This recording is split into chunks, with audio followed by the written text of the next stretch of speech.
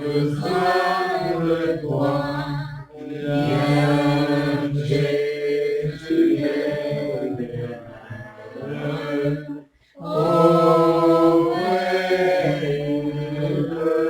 auprès-de-moi. Dans les jours d'orage, d'obscurité et froid, quand les vents moignent, que ferai-je sans toi? Chaque jour, à chaque heure, j'ai besoin de toi. Viens, Jésus, aide-moi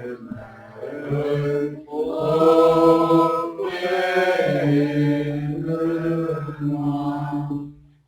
Oh Jésus, ta présence, c'est la vie et la paix.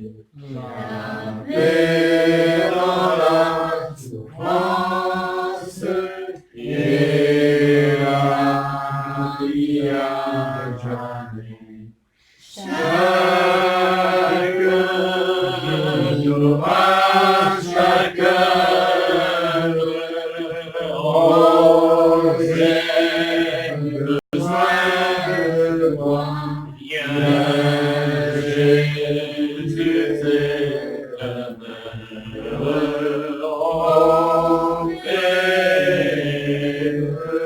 auprès-de-moi. Pendant les jours d'orage, d'obscurité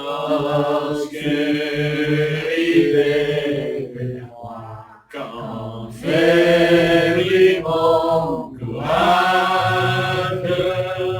que ferai-je sans toi? Chaque jour, à chaque heure, oh, j'ai besoin de toi. Viens, Jésus, aide-moi auprès-de-moi. Oh, Jésus, ta présence, c'est la vie et la paix. La paix dans la souffrance et la vie à jamais. Chaque jour, à chaque heure, oh, j'ai besoin de toi. Viens, Jésus, aide-moi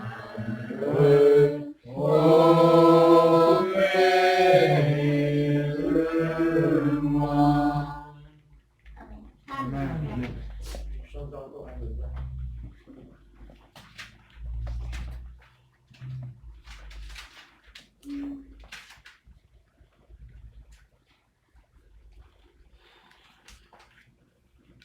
$259.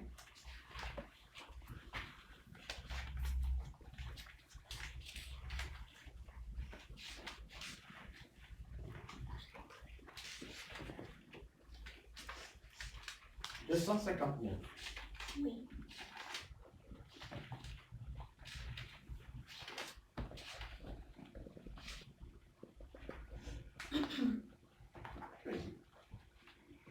Miséricorde insondable, Dieu peut-il vous pardonner à tout incident coupable et mes péchés oubliés? Jésus, je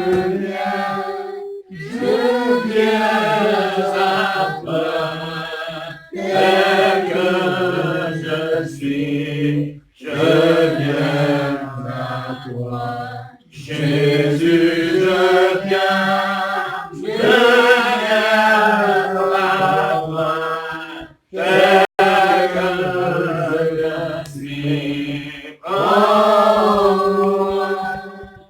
Non, manger loin de sa face, avouer 105 €, faire les bons cœurs à sa place, laisser le sien devant tous. Jésus, je viens à toi, tel que je suis, je viens à toi. Jésus, je viens à toi, tel que je suis. Oh,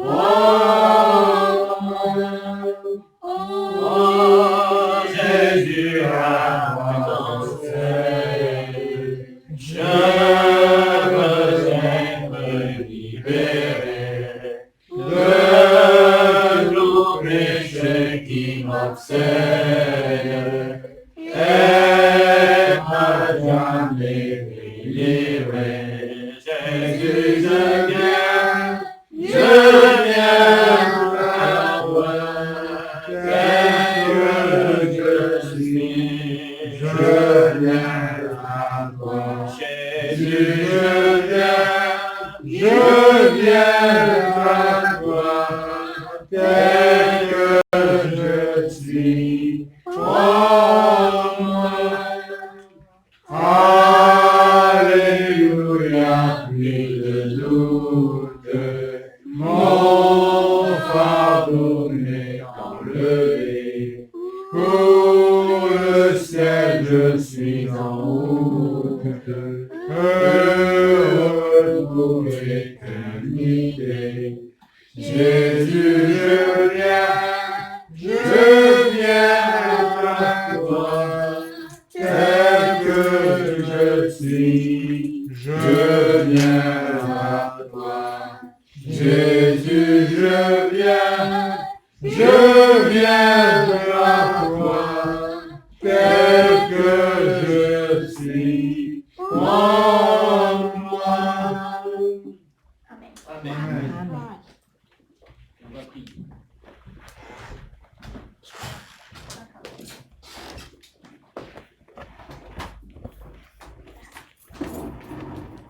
Ferme le bois. Ah ouais. Seulement voilà. Si on n'a pas la bonne boîte d'allumettes, parce qu'il y a allumettes et allumettes. Hein? Il y a baguette et baguette et allumettes et allumettes. Et c'est sûr qu'on ne met pas le feu avec une baguette. La baguette, on la mange. Il dit, il est pas bien, lui. Il prie depuis un quart d'heure, ça n'arrange pas. Hein? On allume le feu avec une allumette. Ouais. Et l'allumette, c'est qui? Ben, c'est nous. Amen. Ah bon? Ah ben oui. Ben oui, nous sommes l'allumette. Ah ben ouais. C'est peut-être qu'on ne peut pas être une allumette, justement. Hein? Le christianisme primitif. Je dis deux trucs. Le christianisme, le vrai christianisme, il a commencé avec le feu. Amen. Amen. Avec le feu. Pourquoi le Seigneur s'est servi du feu dans l'Ancien Testament? Hein? Quand il appelle Élie, hein, c'était son signe. Chez lui, c'était quoi? Le feu. Et le feu, il allait descendre le feu. Là. Ouais. Ouais, il y a le feu. Le feu, il est descendu sur ses ennemis, mais il est descendu sur l'autel aussi. Amen. Pour brûler le sacrifice. Mais vous voyez, ça, le sacrifice, il l'avait fait. Hein. Il avait tout mis sur l'autel. Ils avaient même creusé autour de l'autel. Ils avaient mis même de l'eau. Tout est parfait. Seulement voilà, ça ne suffit pas. Parce qu'il fallait prier. Et le Seigneur a dit, bon ben écoutez, c'est pas compliqué. Israël, tu cloches des deux pieds. Donc, pour résoudre le problème, qu'est-ce qu'il faut faire? Qu'est-ce qu'il dit le prophète Élie?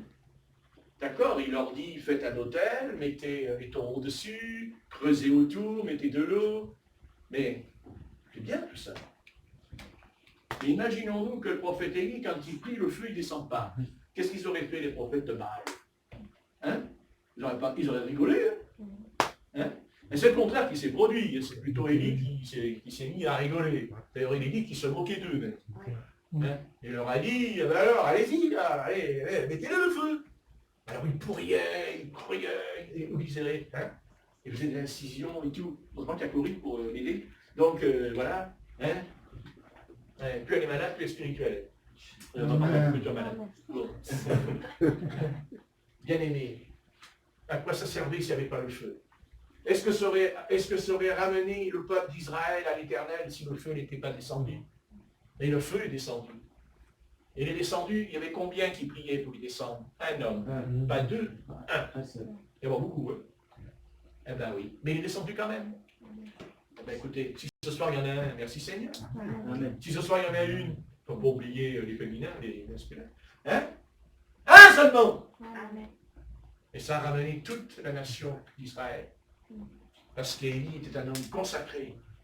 Parce qu'un homme consacré à l'Éternel. Parce qu'il était consacré à Dieu. Quand il a prié, le feu est descendu. Et nous, quand on prie, qu'est-ce qui descend? Hein? Pas grand-chose, hein? Ah bon? Voilà. Hein? Combien de fois on a prié et puis... Hein? Combien de fois on a prié pour les malades? Ils sont encore plus malades d'ailleurs. Quand on prie, ils sont encore plus malades. Ça vous est arrivé, vous, quand vous priez, vous êtes encore plus malade, dis donc. Je dis que ça sert de prier, je suis encore plus malade. Eh oui. Mais pourtant, Élie, lui, quand il prie, il y a le feu qui descend. Il descend sur l'autel. Ça descend. Hein? Parce que c'est bien de prier, mais s'il n'y a rien, à quoi ça sert? De prier jusqu'à un autre mort. Hein? Ça a pas grand-chose. D'ailleurs, le Seigneur dit, Jésus, le Christ, il dit, je reviens, je vais revenir. Il dit même, je m'en vais, je vais revenir. Mais il dit, je m'en vais, mais je vais vous préparer une place. Vous avez pensé à ça? Amen. Non, mais vous vous rendez compte? On va tous aller dans la tombe. Et pourtant, il nous a dit, je m'en vais, parce que je vais vous préparer une place. Vous n'êtes pas heureux de savoir que le Seigneur vous prépare une place? Alléluia. Non, mais vous savez qu'il y a une place là-haut? Alléluia. Et je ne pourrais pas la prendre. Mais toi, tu ne prendras pas la mienne non plus. Pas d'accord. Mais le Seigneur nous prépare une place. Amen. S'il a dit ces paroles, ça veut donc dire que la vie éternelle, ça existe. Amen. Ça n'a pas de sens. Vous connaissez-vous quelqu'un qui vous dit tu vas crever mais il n'y a pas de place. Mais il y a de la place dans le royaume des cieux. Amen. C'est les âmes qui ne veulent pas venir. Et Dieu qui en a de la place. Hein? Vous voyez quelqu'un qui dit il est avantageux que je m'en aille, je vais revenir, je te prépare une place. Mais à combien de millions de croyants le Seigneur prépare une place? Hein? Parce qu'il y en a des millions de croyants qui ont été au Seigneur et qui sont d'ailleurs déjà là-haut, qui nous ont quittés avant. Hein? Parce qu'il y a ceux qui nous ont quittés, ils ne sont pas là. Ils sont partis. Hein? Et qu'est-ce qu'ils font là-haut? Ben ils prient. Et ils prient pourquoi?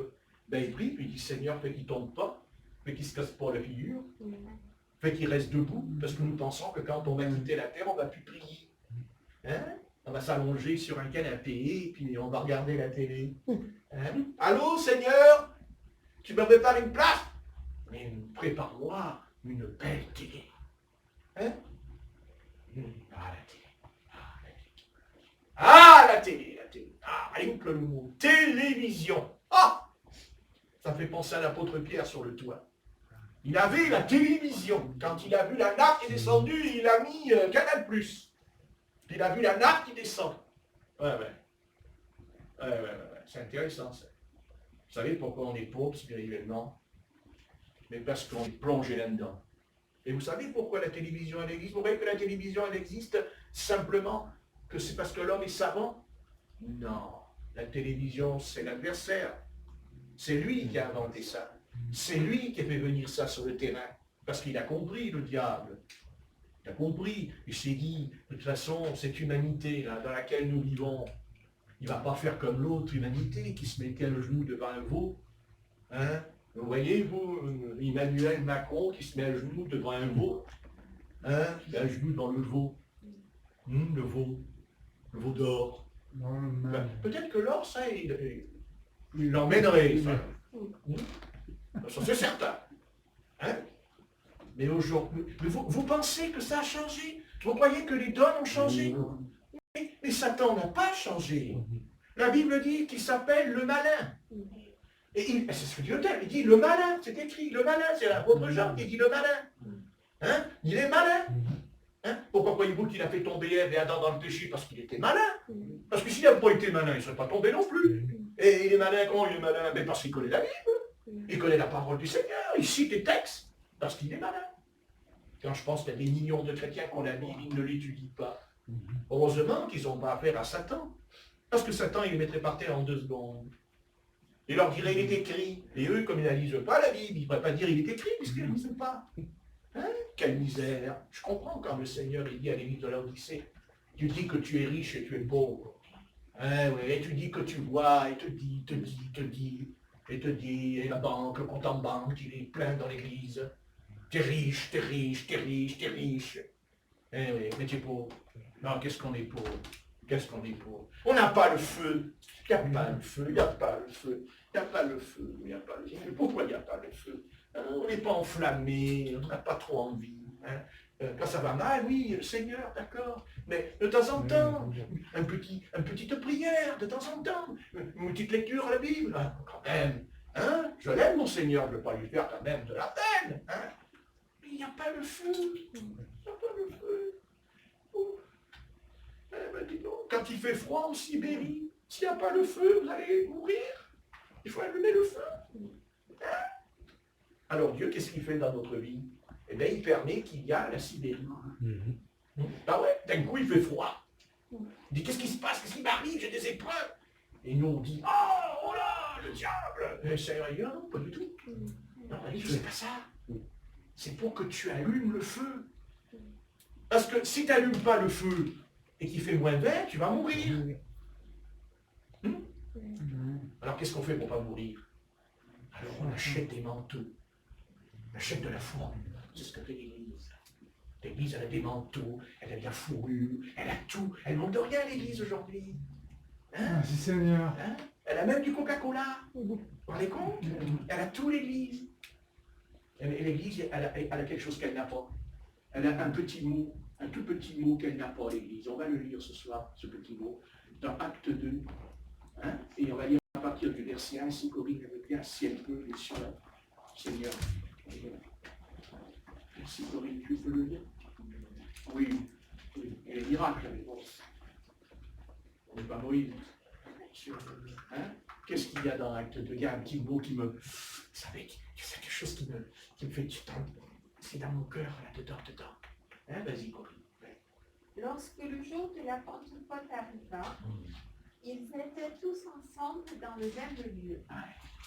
Tout à coup, il vint du ciel un bruit comme celui d'un souffle violent qui remplit toute la maison où ils étaient assis. Des langues qui semblaient de feu et qui se séparaient les unes des autres leur apparurent. Elles se posèrent sur chacun d'eux. Ils furent tous remplis d'Esprit Saint et se mirent à parler en d'autres langues, selon que l'Esprit leur donnait de s'exprimer. Merci. Ah, ça me plaît. Amen. C'est le plus beau texte que j'aime dans la Bible. Il est dit quoi? Des langues de feu. Hein? Hein? T'as pas lu?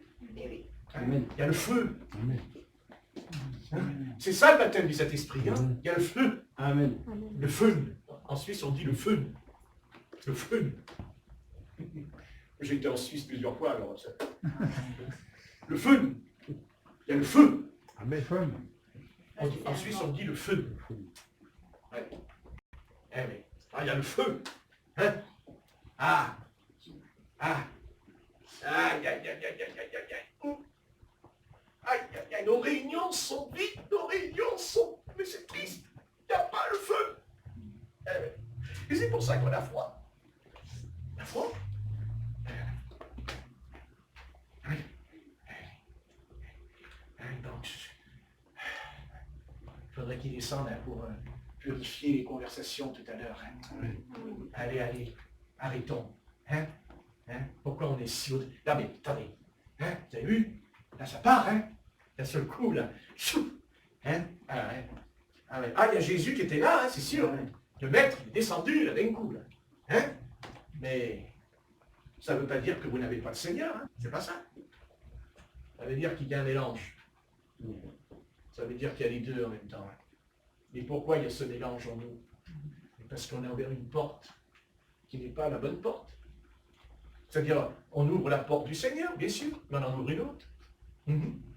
Ça fait qu'il y a deux courants d'air. Il y a le vent qui rentre, il y a deux vents qui rentrent. Parce qu'avant que le feu descende, il y a d'abord le vent. D'abord, hein? Il dit qu'il y a le vent, c'est-à-dire la vie. L'homme devint une âme vivante parce que Dieu souffla dans ses narines. Et ce soir, si Dieu ne souffle pas dans nos narines, je parle de nouvel homme, de nouvel Adam. Mais ça ne suffit pas.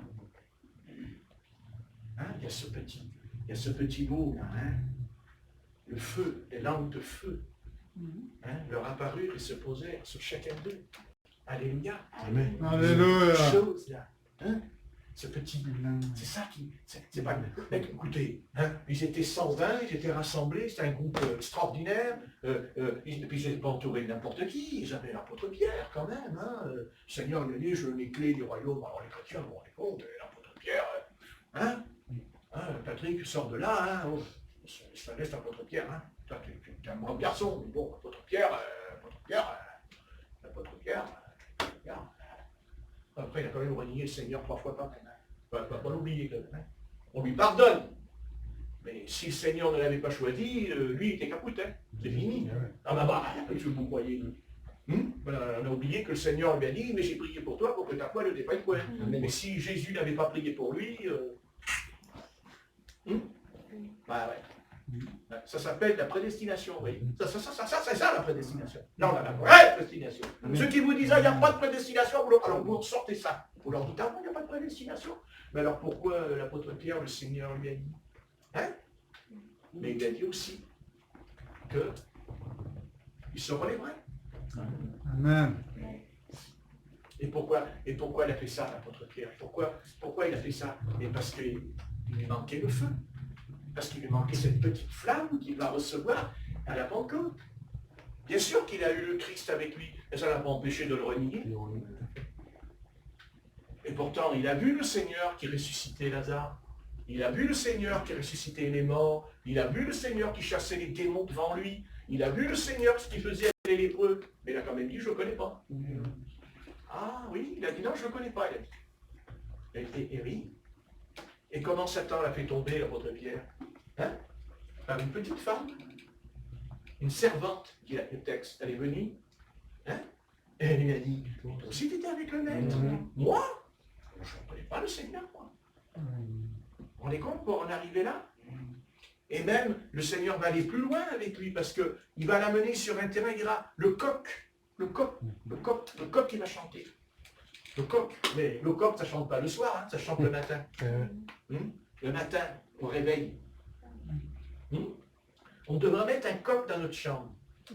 Comme ça, il fait Cocorico! Mets-toi en prière, il a dit. Mets-toi en prière, il a dit. Cocorico!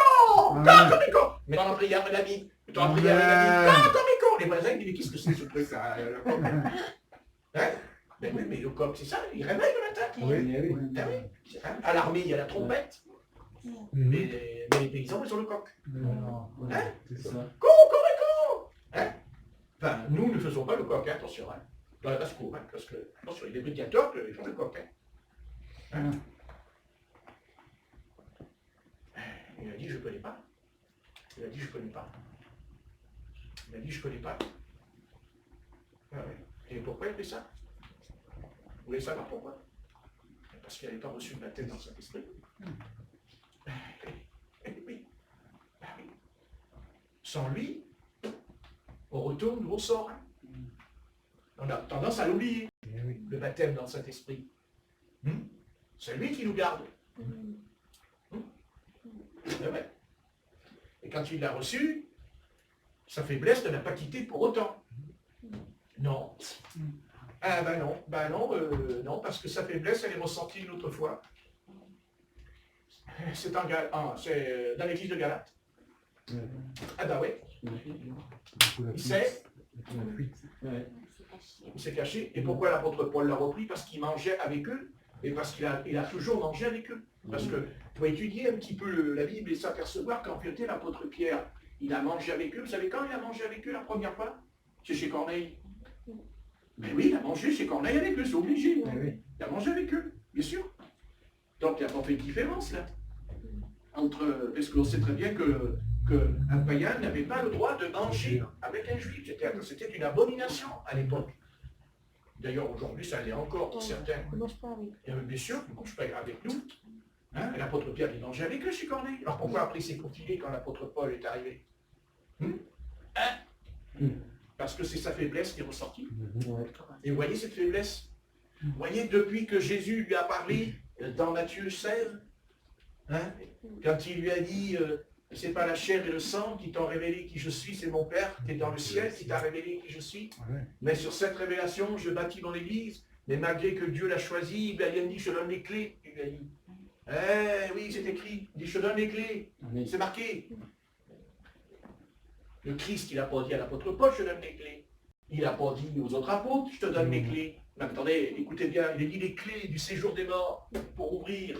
Non, parce que quand on amène quelqu'un au Seigneur, il y a deux manières de se convertir. Soit on se convertit intellectuellement, c'est-à-dire c'est l'intellectuel, c'est le cerveau, j'ai compris la Bible avec le cerveau.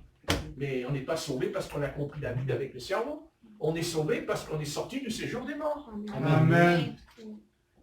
Mais même si vous n'êtes pas mort, nous sommes déjà dans le séjour des morts. Puisque quand on part, c'est là qu'on va tout de suite. Si on n'est pas sauvé. Donc, vous vous rendez compte le pouvoir que le Christ a donné à l'apôtre Pierre. Ouais, parce que c'est lui qui a ouvert la porte du paradis. Parce que le paradis était fermé. Dans l'Ancien Testament, un juif, quand il quittait la terre, il n'allait pas dans le paradis. Il allait dans un lieu de repos.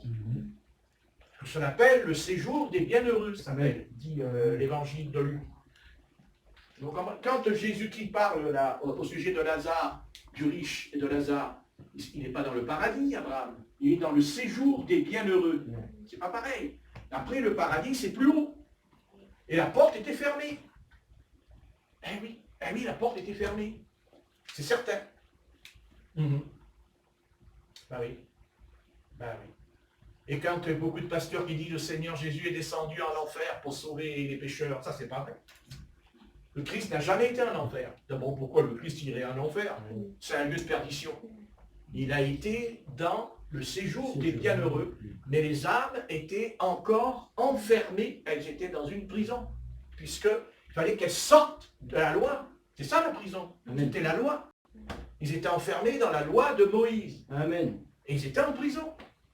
Et quand le Christ est venu leur prêcher, il dit qu'il a prêché, c'est écrit dans l'épître de Pierre, hein, il a prêché l'évangile dans le séjour des morts. Il a prêché à qui? Il a prêché à David. David ne pouvait pas être sauvé tant qu'il n'a pas rencontré Jésus-Christ. Non, Jérémie, Élie, Élisée, voilà.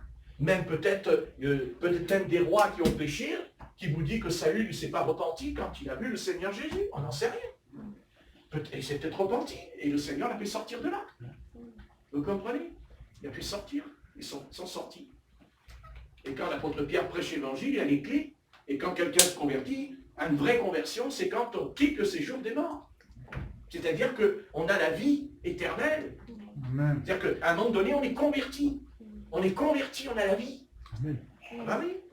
C'est le miracle de la régénération. Jésus-Christ, quand il vient nous sauver, comment on le sait qu'on est sauvé? Parce que je crois en Jésus-Christ. Mais les démons, ils croient aussi au Seigneur Jésus. Et ils tremblent même, dit l'apôtre Jacques. Je suis sauvé parce que mon esprit qui était mort dans le péché est régénéré. Gloire à Dieu. Et si vous croyez en Jésus-Christ que votre esprit n'est pas régénéré, un jour, peut-être 20 ans plus tard, vous tomberez. Et vous retournerez dans ce que vous avez voulu parfaitement. Parce que vous n'avez pas été régénéré. Ce qu'on appelle la nouvelle naissance dans la parole de Dieu. Dans Jean, c'est écrit Jean 3, quand Nicodème il vient voir le Seigneur la nuit, et il dit, mais comment je fais pour entrer dans le royaume des cieux? Il dit, il faut naître. Il dit, naître d'eau et d'esprit. Mais l'autre, il lui dit, je retourne dans le sein de ma mère. Et le Christ, il lui dira, mais comment tu es docteur en Israël? Regardez, attendez, il est docteur en Israël, il lui dit, je retourne dans le sein de ma mère. Et alors que le Seigneur lui parle des choses surnaturelles, il lui parle du royaume des cieux, il lui parle de l'éternité, et le docteur, il est docteur de la loi, il connaît la Torah, il connaît tout, il a grandi dans la Torah, il a fait tout le bazar, et il dit. Et il y en a combien des Nicodèmes aujourd'hui dans l'église? Il y en a plein qui sont assis dans l'église, des Nicodèmes. Il y en a plein des Nicodèmes. Ils viennent voir le Seigneur la nuit même. Vous ne connaissez pas ce genre de croyants? Ils viennent au Seigneur la nuit, pas en plein jour. C'est-à-dire qu'ils ne veulent pas rendre témoignage aux païens, ils ne leur parlent pas, vous savez, ils ont honte. Mais qu'est-ce que dit l'apôtre Paul? Je n'ai point honte de l'évangile, car c'est une puissance de Dieu dans l'épître aux Romains. Ah oui. Et voilà, l'apôtre Pierre avait tout ça. Mais ça n'empêche pas que quand il arrive en Galatie, qu'est-ce qu'il fait? Il va droit. Et l'apôtre Paul lui dira, tu ne marches pas droit, tu ne marches pas dans la vérité, il dit. C'est écrit. Galates 2, il dirait. Tu ne marches pas dans la vérité, il lui a dit. Ah ouais. Ben ouais. Il y en a qui disent c'est pas important la vérité. Ben ouais, mais l'apôtre Paul, il dit quand même. Si l'apôtre Paul revenait aujourd'hui, qu'est-ce qu'il ferait l'apôtre Paul? Il y a du boulot l'apôtre Paul aujourd'hui. Hein. Il y a du boulot, hein. Il y aurait du boulot, hein. Parce qu'il leur dirait de quel baptême vous avez été baptisé. Il rentrerait à l'église d'à Pentecôte, là-bas. Hein, ils entendraient parler en langue, et puis pour prophétiser, mais l'apôtre Paul il se lève, il dit Amen, de quel baptême vous êtes baptisé? Il dit je suis baptisé au nom du Père, du Fils et du Saint-Esprit. Ah bon? C'est nouveau ça, tiens. Ben, ça c'est drôle parce que moi je n'ai pas reçu cette révélation. Mais tu n'as pas reçu cette révélation? Ben bon, je n'ai pas reçu cette révélation. Non, parce qu'Ananias lui a dit dans sa maison, lève-toi, que tardes-tu, hein, et sois baptisé au nom du Seigneur. Dans Acte 22 ou 26. Hein, chez vous, 22 ou 26, c'est écrit. Bon, vous comprenez ce que je veux dire? C'est l'apôtre Pierre. Non, mais si l'apôtre Paul, il va venir. Parce que l'apôtre Paul, quand il rencontre les 12 disciples à Éphèse, il leur pose une question, deux questions, il leur pose deux questions. L'apôtre Paul, il ne vient pas vers eux en disant « Bonjour mes frères! Ah, vous êtes mes frères! Ah, je vous aime! Tiens, on va manger ensemble, on va louer le Seigneur. » Comme on fait aujourd'hui. Hein? Allez, tout le monde dans la même sauce. Tout le monde dans la même gamelle. Les poireaux, les carottes, les choux-fleurs, les oignons, tout ce que vous voulez. Mais l'apôtre Paul, c'est pas ça qu'il fait Paul dans Acte 19. Il vient vers eux et il rencontre les 12 hommes qui étaient les disciples de Jean-Baptiste, entre parenthèses. Et l'apôtre Paul, il a 12 gaillards devant lui, mais l'apôtre Paul, il ne baisse pas les bras. Amen. Amen. Il ne fait pas l'hypocrite, il fait pas. L'apôtre Paul, il ne vient pas. Oh, bonjour mes frères. Non, il leur dit. De quel baptême vous avez été baptisé? Il leur dit, est-ce que vous avez reçu le Saint-Esprit? En premier, il leur a dit, est-ce que vous avez reçu le Saint-Esprit? Il dit, Saint-Esprit? Je n'ai entendu parler du Saint-Esprit. Il y en a combien aujourd'hui des chrétiens qui ont entendu parler du Saint-Esprit, mais ils ne l'ont pas? C'est encore pire. Parce qu'ils entendent parler, ils ne l'ont pas. Eh ouais. Eh ouais. Vous me dites, mais vous savez, je vais vous dire quelque chose. Le baptême du Saint-Esprit, si vous voulez le recevoir, vous allez le recevoir. Mais voyez, pour recevoir le baptême du Saint-Esprit, il faut quand même avoir envie de le recevoir. Amen. Non, mais écoutez, je suis désolé. Écoutez. Attendez. Quand un étudiant, il étudie, hein, s'il a l'examen, c'est qu'il a bûché. Amen. Autrement, l'examen, il n'a pas. Hein, à moins de tricher. Enfin, il peut tricher. Mais le jour où il va aller travailler dans une entreprise, il ne va pas faire long feu. Le patron, il dit non, mais c'est pas compté, toi. Il a dit, si j'ai regardé, j'ai le bac. Ah oui, il n'a pas le bac. Et en fait, il a triché. Et avec les choses de Dieu, on ne triche pas. Amen. On ne triche pas avec Dieu. On ne peut pas. On veut essayer, on veut tricher. Vous savez, on essaie de tricher. Vous savez ce que je veux dire? Mais avec Dieu, ça ne marche pas. Vous avez le feu, vous ne l'avez pas. Amen. Vous avez reçu la flamme et vous ne l'avez pas. Si vous l'avez, tant mieux, vous ne l'avez pas. Ne l'arrêtez pas. Tôt ou tard, ça se verra, ça se sentira à un moment donné. Par votre langage, d'ailleurs. Parce qu'il parle en langue. Il y aurait eu des sœurs, d'accord, il y aurait eu la prière, mais bon, vous savez, plus il y a la prière, plus il y a la chair qui danse aussi. Hein. Ah ben ouais, ça c'est le combat. Alors je priais, et puis à ce coup, excusez-moi, je suis désolé, il y a un frère qui s'est levé, et puis il vient vers moi, et il se met à parler en langue. Il se met à parler en langue, et puis il m'insulte. Il me fait, il m'insulte. Ça alors, et à un moment donné, j'entends la voix du Seigneur qui me dit, ouvre ta bouche, et je te la remplirai. J'ai entendu vraiment.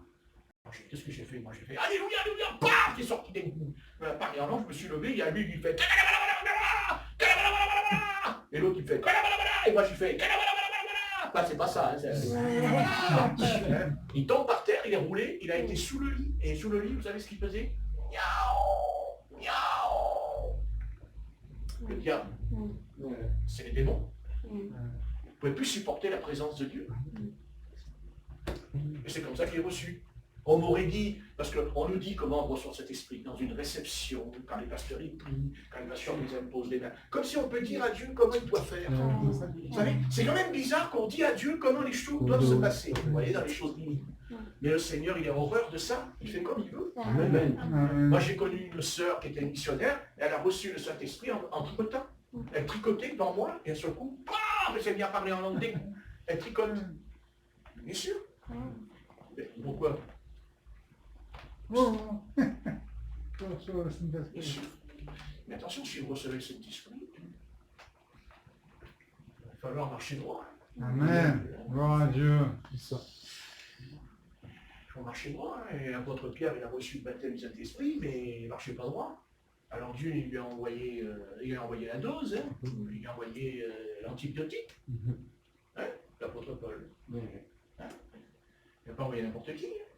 Il a envoyé l'apôtre Paul, qui d'ailleurs venait pas longtemps converti. C'était pas longtemps qu'il était converti. Hein. Amen. Et il l'a envoyé, il a dit non, toi, viens ici, toi. L'apôtre Pierre, parti. Donc ça prouve, vous voyez, que quand on a une faiblesse, elle peut rester longtemps. Et c'est la faiblesse, elle est restée longtemps dans l'apôtre Pierre. Jusqu'au jour où, bien sûr, il va être changé. Hein, parce que quand on lit les deux épîtres, il a changé, hein, Pierre. Quand on lit les deux épîtres de l'apôtre Pierre, attendez, il faut lire, hein, le gars là. Ça rigole plus, hein. Regardez, il vous parle de Sodome, de Gomorre, le jugement, les anges, la transfiguration, tout. C'est un homme qui est complètement... Mais c'est parce que aussi, le Christ lui avait dit.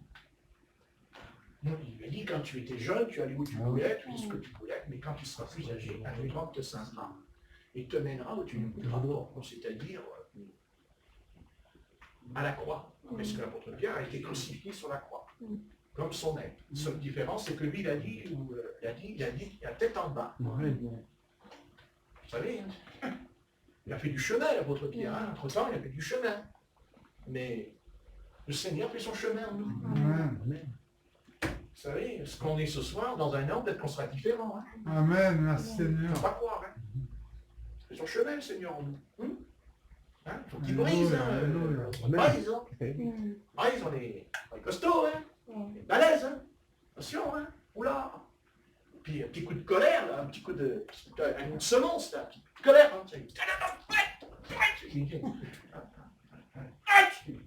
Après on dit au Seigneur dans la prière, Seigneur, brise-moi, je veux te servir. Après le Dieu, il t'envoie quelqu'un, se te rame dedans, tu vois, et on n'est pas prêt.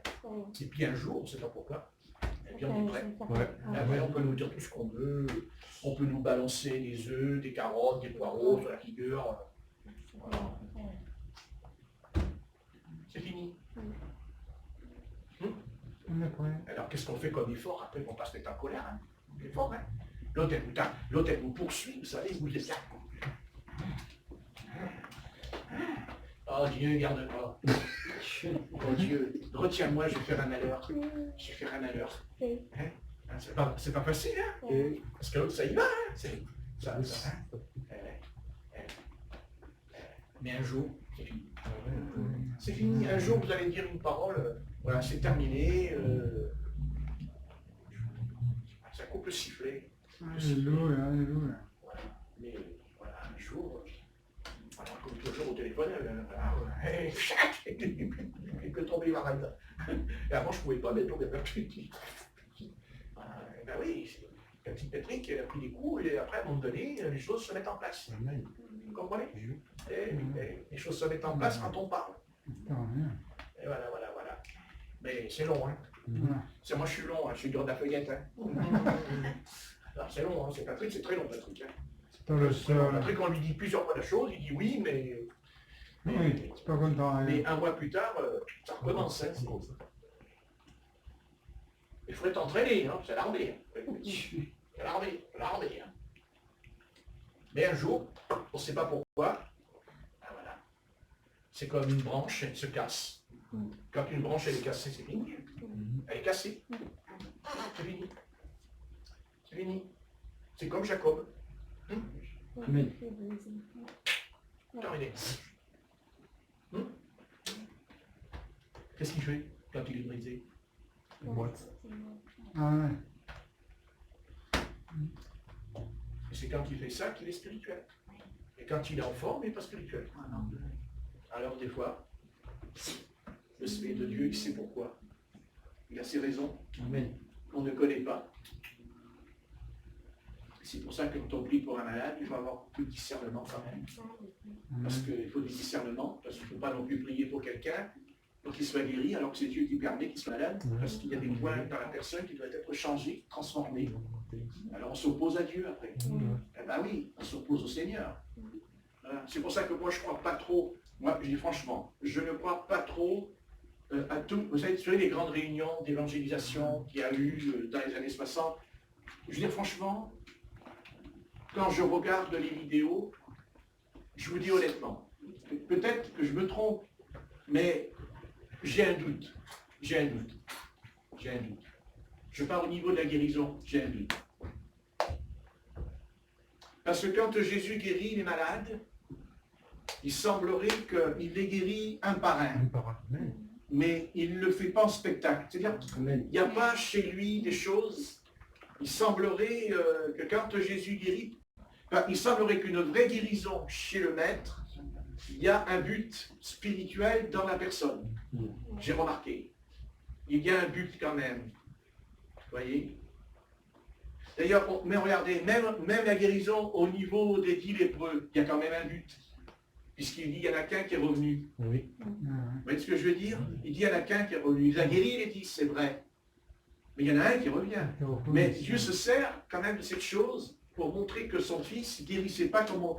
C'est-à-dire que, je veux dire, franchement, j'ai rien contre, tant mieux. J'aime pas ce truc-là.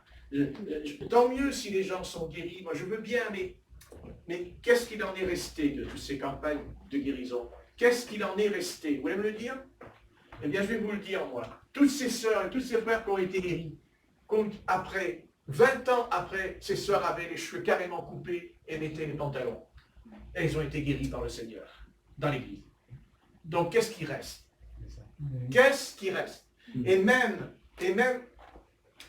s'il y a eu guérison, faut-il encore être sûr que la guérison est d'origine divine?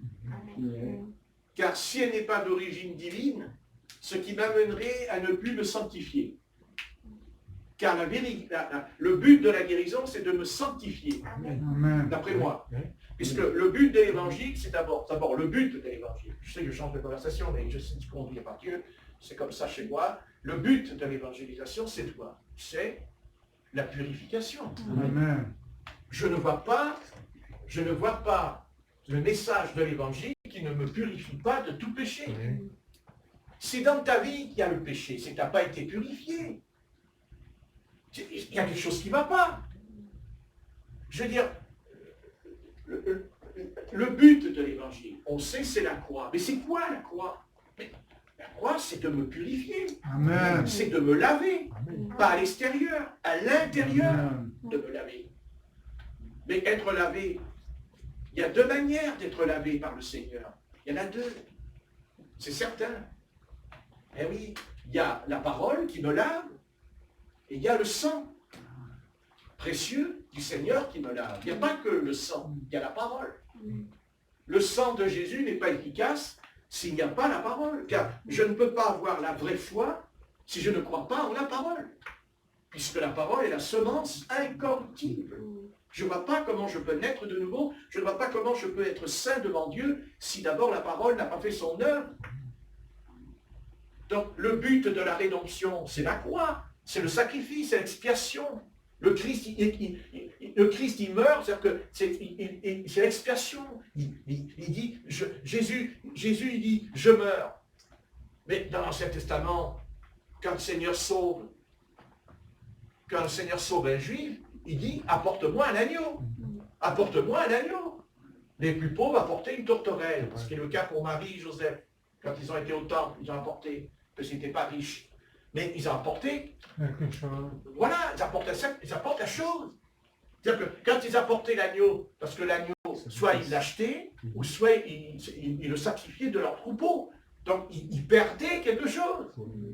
Et on ne peut pas être avec Dieu si on n'y perd pas, on va perdre quelque chose. Mais pour gagner, bien sûr, autre chose, c'est-à-dire l'éternité. On perd quelque chose. Le Seigneur, quand il meurt, il perd quelque chose. Après, il ressuscite, mais avant, il va être perdant. Vous comprenez? C'est ça. Et on ne peut, c'est pas possible. C'est ça la séduction de la fin des temps. Pourquoi le Seigneur il dit qu'à la fin des temps, il y aura beaucoup de faux prophètes, de faux docteurs, et même dit, ils feront beaucoup de miracles, de prodiges. Vous vous rendez compte? Et ils sont faux. Il semblerait que c'est les faux qui font des miracles. Et quand il dit des faux prophètes, le Seigneur ne parle pas des faux prophètes, il ne parle pas des spirites. Il ne parle pas du spiritisme. Il ne parle pas des médiums. Quand il parle, non, il parle de ceux qui le servent. Parce qu'ils ont l'onction, mais ils sont faux. Parce qu'ils vivent dans l'iniquité. Vous comprenez? Parce qu'ils n'ont pas eu la notion de se repentir de tout péché. Car on ne peut pas être purifié si on ne se repent pas. On se repent pas. S'il n'y a pas eu une véritable repentance au début, car vous avez entendu le Christ qui vous apparaît au travers d'un pasteur, au travers de quelqu'un, bon, si vous-même, dans votre chambre, tout seul, avec le Seigneur, vous n'avez pas été touché par la grâce, c'est-à-dire par la repentance. La grâce de Dieu, ce n'est pas la grâce de Dieu, la grâce de Dieu, la grâce de Dieu. On n'entend que ça dans l'église, la grâce, et puis la grâce, elle est où la grâce aujourd'hui? Elle est où la grâce? Les sœurs se coupent le voile alors que l'apôtre Paul nous l'interdit. L'apôtre Paul interdit que les sœurs s'habillent comme un homme. Dans l'Ancien Testament, on dit c'est une abomination quand une femme s'habille, c'est écrit. C'est tout le contraire. L'Ancien Testament, il dit c'est une abomination. Et nous, on dit c'est la grâce de Dieu et il fait le contraire. Mais parce qu'il n'y a pas eu de repentance. Vous ne pouvez pas couper votre voile à part que si les cheveux y tombent. Attendez, le Seigneur, voilà. C'est pas possible. Vous ne pouvez pas aller dans le péché d'homosexualité, parce qu'il y a des chrétiens qui croient au Seigneur, mais qui sont homosexuels. Je n'ai pas dit qu'ils ne croient pas au Seigneur. Je n'ai pas dit qu'ils n'aiment pas le Seigneur. C'est pas vrai. Mais seulement, il y a un problème en eux. C'est qu'ils ne se sont jamais repentis de leur péché. C'est-à-dire qu'il n'y a pas eu une vraie repentance. C'est-à-dire qu'ils n'ont pas dit, Seigneur, pardonne, c'est mal, c'est terrible, oh Dieu. Non, il n'y a pas. Ou alors, ils se repentent par émotion. Par émotion, mais c'est superficiel, il ne tient pas, il recommence, il retourne. Parce qu'il n'y a pas eu la vraie repentance. Et là où il n'y a pas de repentance, il n'y a pas de nouvelle naissance. Alors ils vont dire, oui mais moi je crois au Seigneur. Non, tu ne crois pas au Seigneur, tu crois dans une religion. Tu étais païen et tu es devenu un homme religieux. Oui. Attention, les pharisiens, ils croyaient, mais ils étaient religieux. Mais jamais ils étaient spirituels. Jamais les pharisiens étaient spirituels avec le Seigneur. Ah non, c'est pas vrai. Et sachez que quand on va dans le péché, on persécute Jésus-Christ, comme les pharisiens qui persécutaient le Seigneur. C'est pareil, c'est la même chose. Le péché persécute Jésus-Christ. Le péché percute le Seigneur Jésus. C'est obligé, c'est le péché. Le péché, c'est quelque chose c'est quelque chose que Dieu ne peut pas supporter, que Dieu ne peut pas voir même. Puisqu'il a déclaré la sentence, il dit le salaire du péché, c'est la mort. Et Dieu prend des risques, parce que quand il dit c'est la mort, c'est pas seulement la mort physique, c'est la mort spirituelle. C'est-à-dire c'est la mort de votre esprit. C'est-à-dire que vous êtes vivant, mais votre esprit est mort. C'est-à-dire comme les païens. Les païens, ils sont vivants, mais spirituellement, ils sont morts. Ils n'ont pas la vie. Ils ne peuvent pas prier, ils ne peuvent pas lire la Bible, ils n'ont pas la vie. Mais ils vont aller à l'église. Le dimanche matin, ils vont à l'église, ils vont au temple, ils vont dans l'église, ils font leur petite prière. Hein? Mais, vous voyez, il y en a même quand ils prient, ils ont le chapelet à la main, ils le frottent le chapelet comme ça, vous savez. Vous voyez, le frottent, ils croient que ça va les... Mais ce n'est pas le chapelet qui va te sauver. Le chapelet ne va pas te sauver, le chapelet. Hein. Le chapelet ne te sauvera pas. Hein. Non, il faut un sauveur. Mais un sauveur qui est mort à ta place. Parce que le chapelet, il n'est pas mort à ta place. Hein. C'est du bois. Voilà, c'est ça. Est-ce que tu t'es repenti? Et si tu ne t'es pas repenti, tu retourneras dans ton péché. Tu tombes, tu te relèves, tu tombes, tu te relèves, tu tombes, tu te relèves, tu tombes, tu te relèves. Seulement le problème, c'est que quand tu arriveras devant la porte du ciel, tu dis, oh, mais je vais rentrer quand même. Mais non, non, tu ne rentreras pas. Non, tu ne rentreras pas. Tu ne rentreras pas, tu ne peux pas. Même moi, c'est pareil. Je ne rentrerai pas. Si je vais dans le péché, je ne rentrerai pas. Je ne rentrerai pas. Parce que Dieu ne voudra jamais que son royaume soit souillé. Mais c'est impossible. Laisser rentrer quelqu'un qui croit en lui, qui va dans le péché, mais attendez, il va souiller, il va contaminer tous les enfants de Dieu qui est dans le royaume de Dieu, celui-là. Attendez, je ne sais pas de mots là. Non. Pas besoin de faire des études de théologie pour comprendre ça.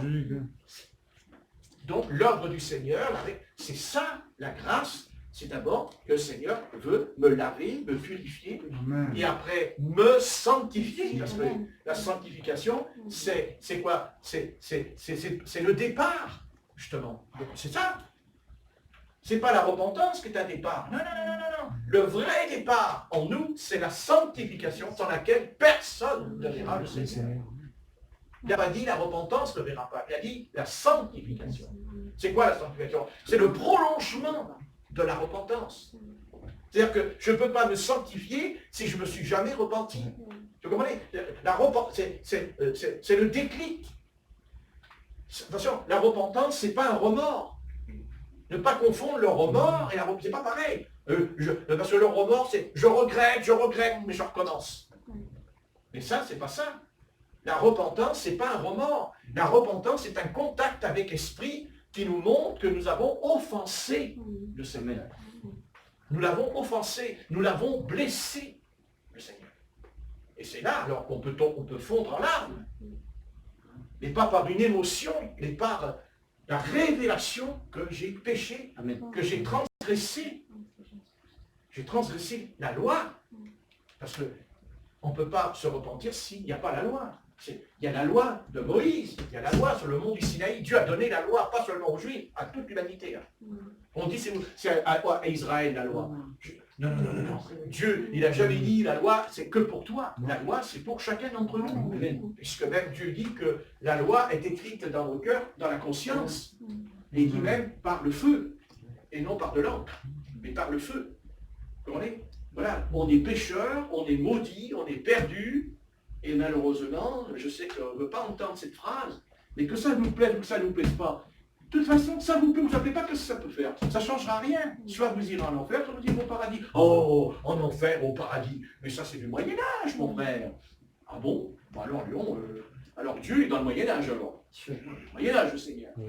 Mais quand on parle de l'enfer et du paradis, on en parle dans la Genèse et on en parle dans l'Apocalypse. Amen. Je vous écris. Le serpent qui a fait tomber Ève, il ne disparaît pas dans l'Apocalypse. Au contraire, il dit le serpent ancien. Le texte. Il ne disparaît pas. Le péché. Le péché. Le péché, c'est fini. Le péché, c'est fini.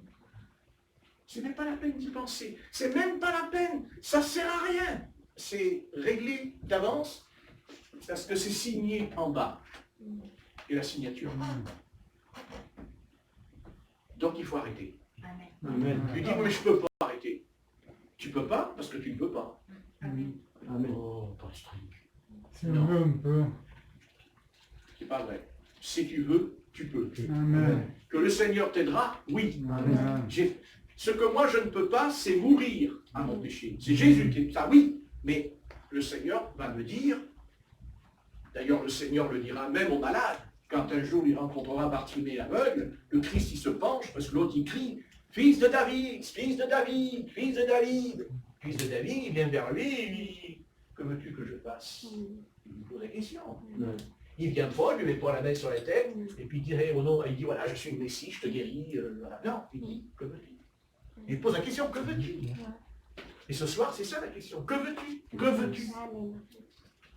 Oui. Amen.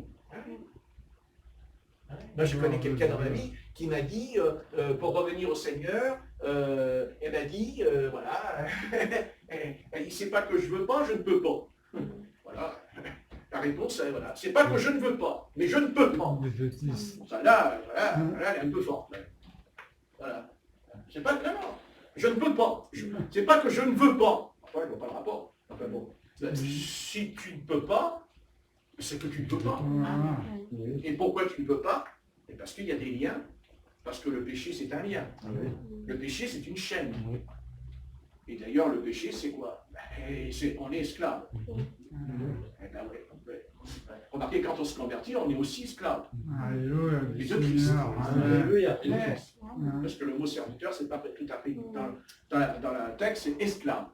Nous sommes esclaves de Christ. Un Volontiers. esclave, c'est quoi? C'est quelqu'un qui sert Qui son sert, maître. amen. Il le sert gratuitement, il n'est pas payé. Les esclaves, ils ne sont pas payés, les esclaves dans l'Ancien Testament. Ils travaillaient gratuitement. Amen. Vous comprenez? Voilà. Nous, c'est pareil. On sert le Seigneur gratuitement. Amen. Amen. Voilà. Mais en échange, on lui appartient. Parce qu'un esclave, il appartient au Seigneur. Et d'ailleurs, dans l'Ancien Testament, on pinçait l'oreille. Oui. Donc, il restait au bout de 7 ans. C'était 7 ans. Et au bout de 7 ans, il pouvait dire non, je veux rester. Et alors, on pinçait l'oreille, il appartenait toujours. Voilà. Comme nous. On appartient au Seigneur pour l'éternité. Amen. Et si on va dans le péché, on brise. L'alliance. On brise. C'est comme si vous voyez une fenêtre avec des carreaux, prenez une pierre, vous jetez la pierre dans les carreaux ils restent intacts. C'est bien ça, tiens. Tiens, on va l'écrire sur Internet, ça, tiens. Tu lances des cailloux dans la vitre et la vitre, elle ne bouge pas. Notre blindé. C'est intéressant, hein? Ah ouais. Mais non, si tu lances un caillou, la vitre, elle va tomber par terre. Eh bien, le péché, c'est un caillou.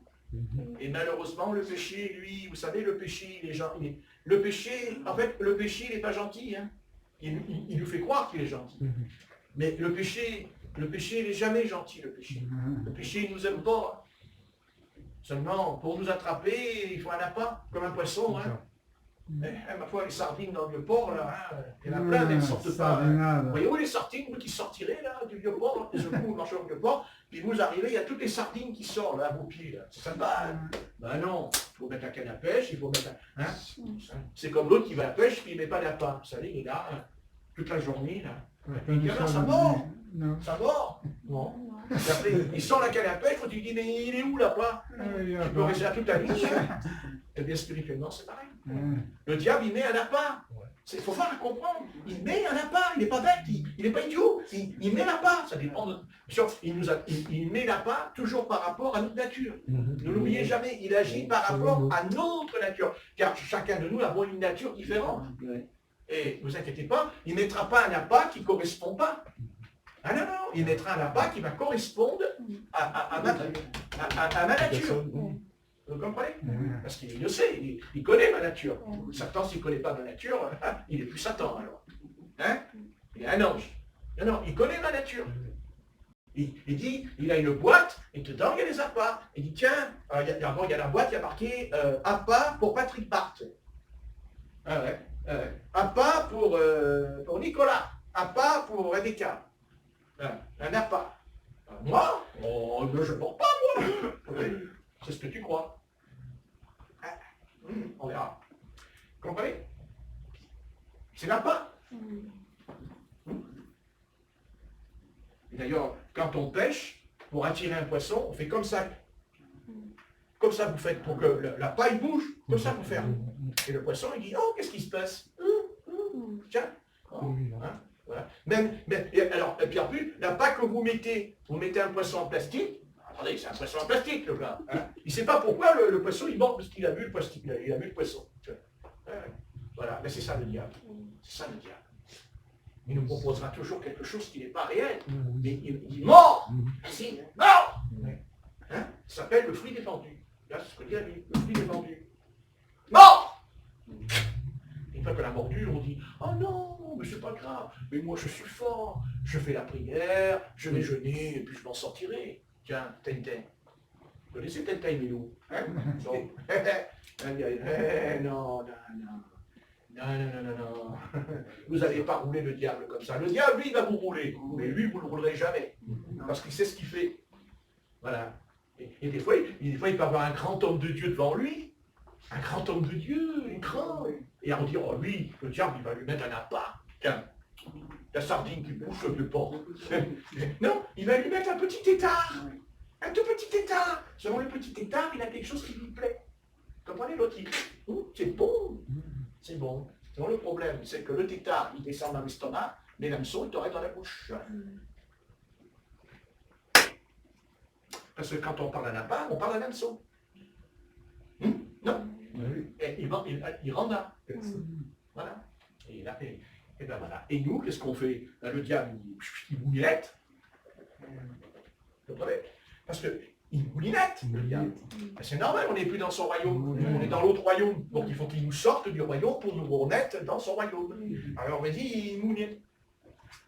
Eh ouais. Alors, heureusement qu'il y a quand même aussi l'intervention du Seigneur, parce qu'il nous connaît. Alors le Seigneur, qu'est-ce qu'il fait? Il prend un ciseau et puis il coupe le fil. Voilà. Par contre, l'hameçon, il nous laisse dans la bouche pendant quelques temps quand même. Hein. Tu vas un petit peu sentir la douleur et le goût dans le palais. Tu vois, faut pas que tu recommences à mordre le tétard. Bonne nuit. Comme la chenille qui devient. Papillon. Voilà. Joli papillon. Voilà. Je mords. Alors pour pas mordre, qu'est-ce qu'il faut faire? Il faut faire quelque chose d'important. Il faut veiller. Amen. C'est ce que dira le Seigneur. Veillez et priez. Amen. Voilà. Et il ne faut pas prier quand on est tenté. Il faut prier pour ne pas être tenté, dira l'apôtre Jacques. Parce que des fois, on prie quand on est tenté, c'est trop tard. C'est avant. Donc le matin, quand on se lève, on dit Seigneur, ne m'induis pas en tentation. Amen. Mais délivre-nous du malin. Amen. Amen. Merci. T'es d'accord, sœur Corinne? Amen. Amen. Stéphanie. Ah, c'est Stéphanie. Comme là, vous voyez. J'y tiens. Enfin, c'est de l'abondance du cœur que la bouche parle. Ça confirme ce que je dis. T'as fait rire, toi. T'as raison. Donc, hein? Ah, qu'est-ce qu'il faut faire? Tu t'appelles Stéphanie, toi? Je Ouais, crois. Non, je vais te dire. Je toutes connais les pas sœurs- mon nouveau Non, nom, mais voilà. toutes les sœurs sont des Corinnes. Toutes les sœurs sont des Corinnes. Voilà. Toutes les sœurs sont des Je Corinnes. m'appelle Caroline. Je sais pas. C'est une révélation. Qu'est-ce que t'en penses, Stéphanie? Tu es d'accord avec tout ça? Oui. Bien. Donc, tu es d'accord qu'il y a un appât. Et ton appât, tu le connais. Et je mords. Non, tu le suces. Le chocolat. Ça fond. Un bon menu, là. Bah ouais, mais seulement, ça détruit l'esprit. Ça détruit l'esprit. Bon, mais il faut arrêter. Non.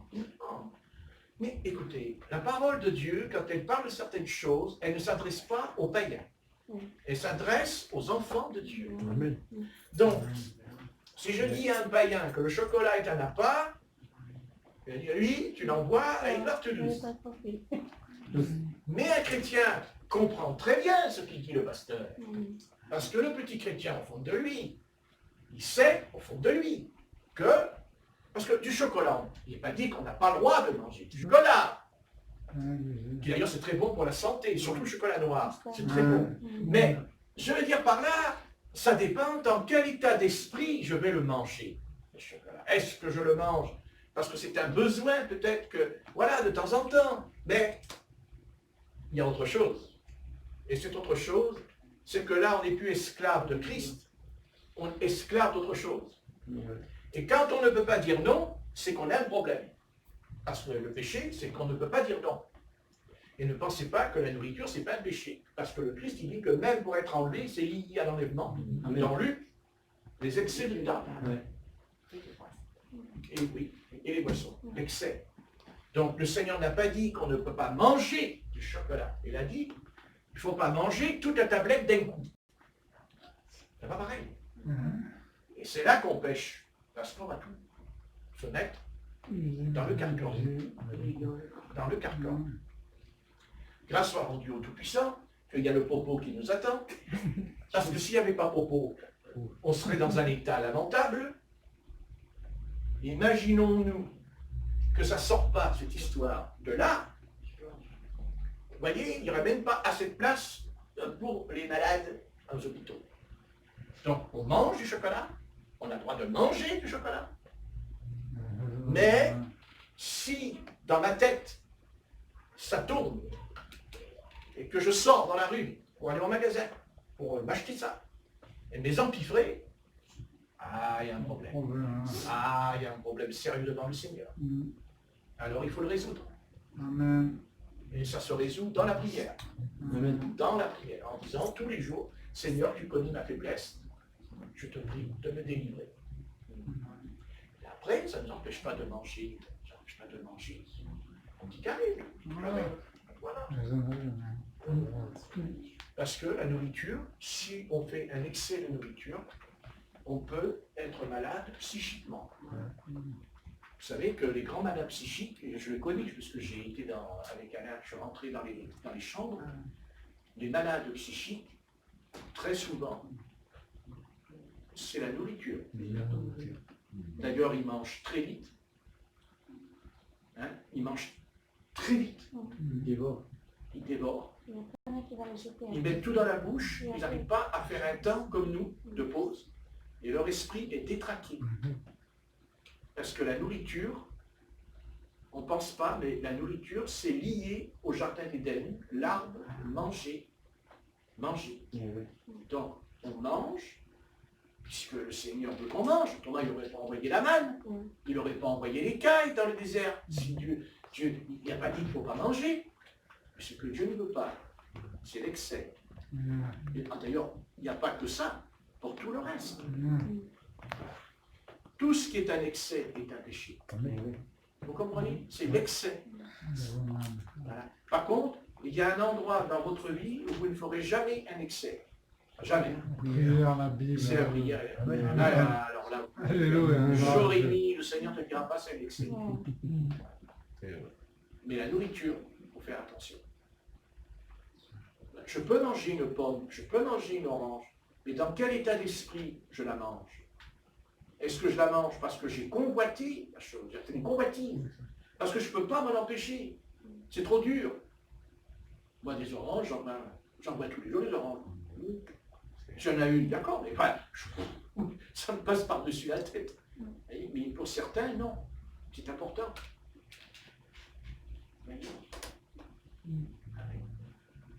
Ah oui, il faut manger, mais il faut faire attention.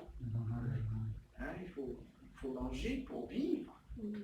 Vivre pour manger. Mais d'ailleurs, je pense que le matin, quand on se lève, pardon, je coupe la voix, mais je pense qu'on devrait dire au Seigneur, en se levant le matin, Seigneur, que ce soit ta volonté que je mange. Amen.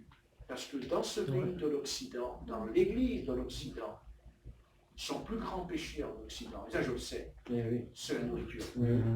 Et d'ailleurs, on la jette, la nourriture. Voilà qu'il y a des enfants qui meurent de faim. Et on en meurt. Et on en meurt. Et on en meurt. Et on en meurt. L'obésité. Absolument. Oui, le plus extrême. Même pour des maladies rapport à la nourriture, le diabète et tout ça, c'est la cata.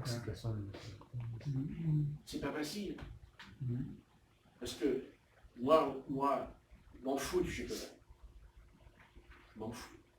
Mais ça m'est arrivé. Quand je mangeais un carreau, je me suis envoyé la tablette aussi. Parce que le fait de prendre déjà le truc dans la bouche, ça descend tout seul. Je ne sais pas pourquoi d'ailleurs.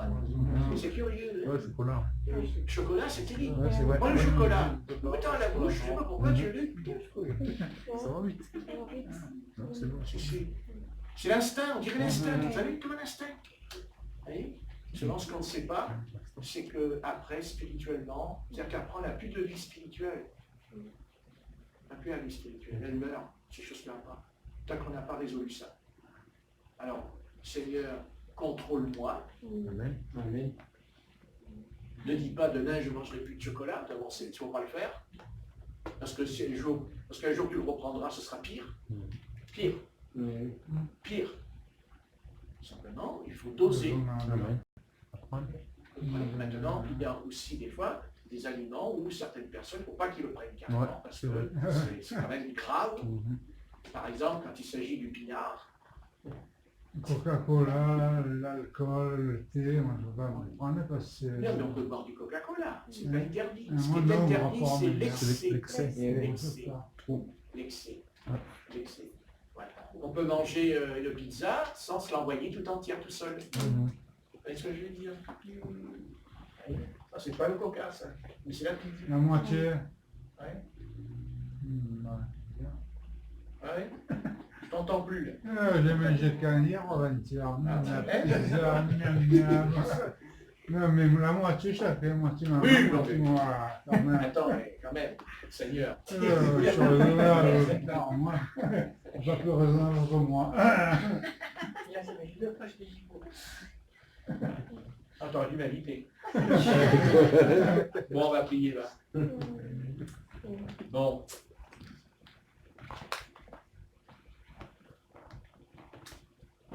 Bon. Comme Rebecca, elle est toute seule. Elle a prié le Seigneur.